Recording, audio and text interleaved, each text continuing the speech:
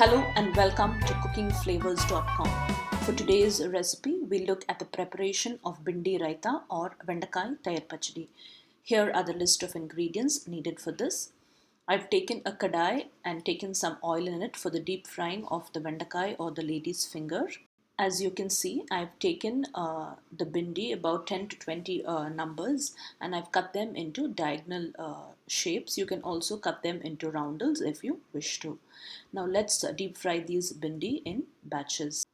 You don't have to fry them for very long or till they become dark brown in color or anything, just that they have to shrink down in size and they should look nice and crispy. I've collected the lady's finger in a bowl.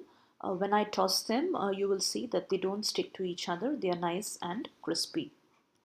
Now, along with this, I'm going to add in a few onions. I'm going to fry these onions because the taste of these fried onions in the lady's finger raita or the vendakai tayar pachadi will just taste amazing. You can omit it if you don't like to. Now I'm going to deep fry these onions. You can also shallow fry them. Since my oil is already hot, I'd like to deep fry them.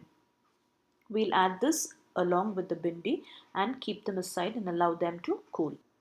While that is cooling down, we'll get our curd or yogurt ready. I've taken curd in a bowl.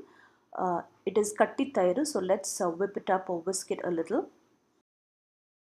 Now let's combine all the ingredients together. I'm adding in the whisked curd or the yogurt into another bowl.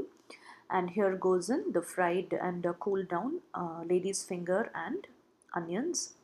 Always make sure you add the lady's finger and the onions into the curd and not vice versa. I'm adding in a few coriander leaves here and we'll mix them a little. Now we'll add in the required amount of salt. Adjust salt according to your taste.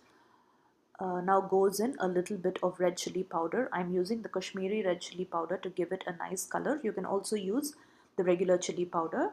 A little bit of roasted and ground cumin and amchur or dry mango powder. If you don't have it, you can omit it.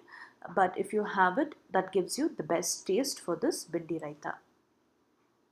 I've served this bindi raita today with brinji rice. You can serve it with any kind of mixed rice or even with chapatis and rotis. Hope you enjoyed our recipe of bindi raita today.